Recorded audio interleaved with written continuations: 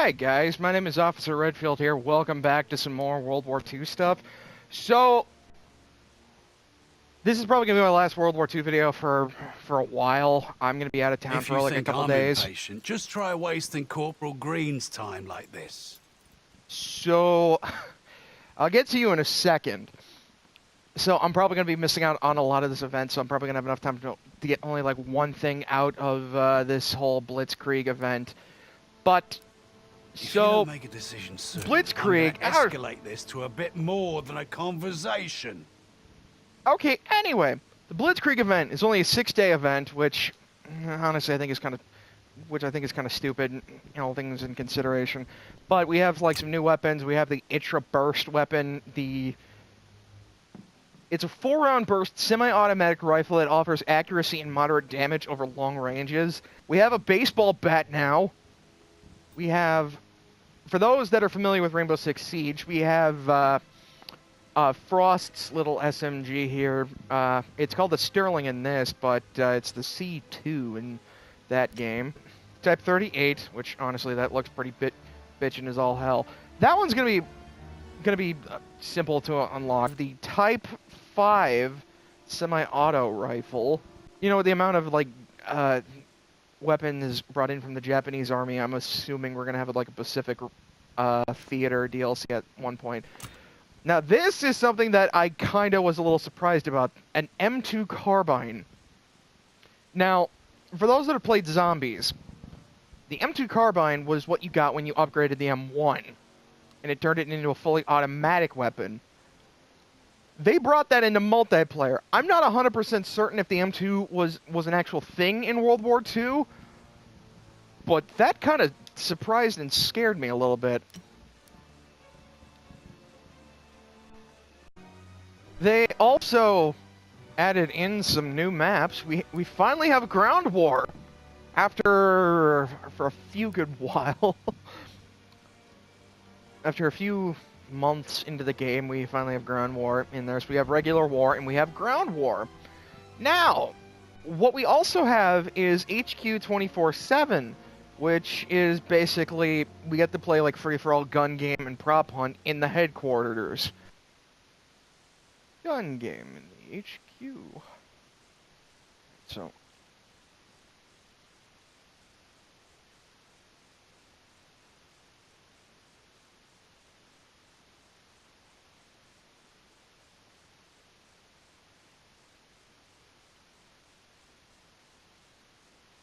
Gun game. Victory through superior firepower. Advance and take position. Oh, this is so weird.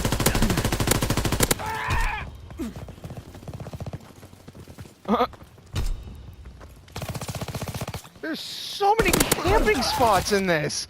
It's insane.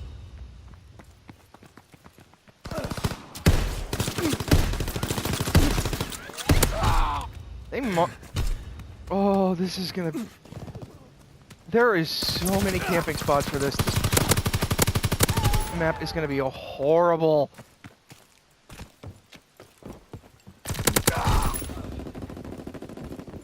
I mean, so far I'm whipping ass here, but...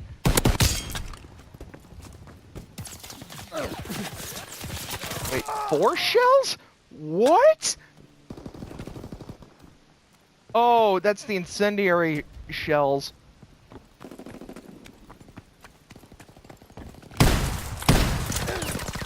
They must have nerfed the range on the incendiaries a bit. Oh yeah. Oh yeah, you're gonna camp behind the flat guns.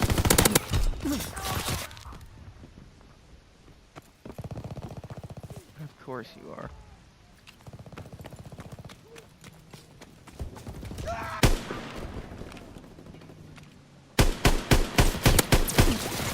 Damn it.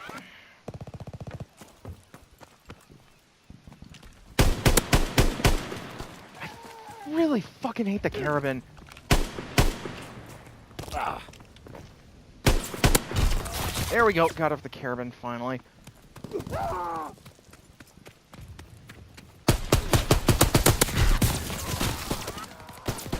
I'm in the camp that they might have buffed the Gewehr.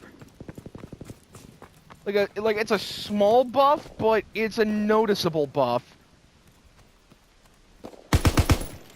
I see you camping in the zombie tunnel. Oh dear. Oh no.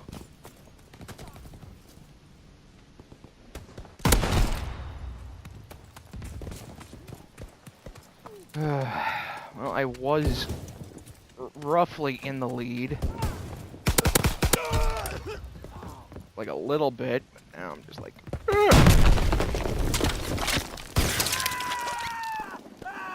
Fuck.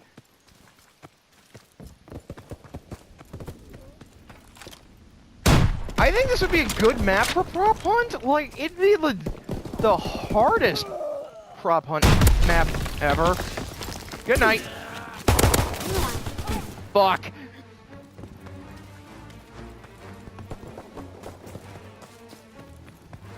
Is it like this is the one map in World War II I can think of that would be like the absolute hardest for somebody, because you have so many hiding spots. It's insane.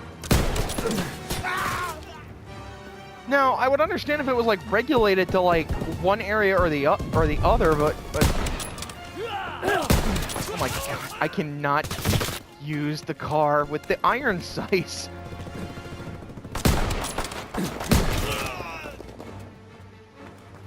Kind of wondering though, would they put the iron sights on the Type 93 or the Type 38? There we go. Make it count. I'm on my last weapon. Boom!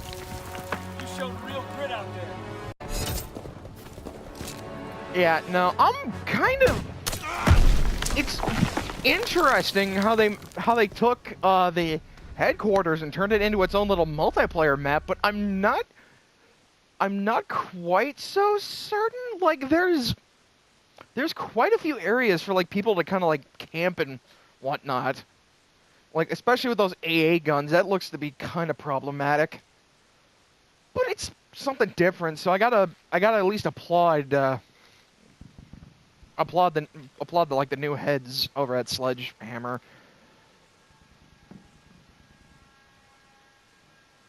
Like ever since the update, I was kind of worried about the inclusion of grenade launchers, since previous Call of Duty games in the past, they've had like problems with grenade spam. That's been like a crux and a problem for a lot of these games. But so far I've kind of noticed like grenade launchers really aren't getting spammed that much. Like it's actually been doing a bit better. Like there's more flexibility with like the customization and whatnot. You can be more... You have more choice, pretty much, is what I'm referring to. Granted, a lot of hype for this game has died down, and I know a lot of people, and I know like a lot of the player base has just kind of like dropped off. Myself, I'm fluctuating back and forth here. Like I enjoy this Call of Duty game. I do. Like I enjoyed the campaign for it. But I see where a lot of people are kind of like coming from and whatnot, and I know Black Ops 4's reveal is like right around the corner. I'm still on the fence and indifferent about it. I still think they shouldn't have put out their pre-order thing just as soon as like the logo reveal trailer popped up. I think that was kind of arrogant of them. But what do I know? I'm a consumer. I'm a gamer.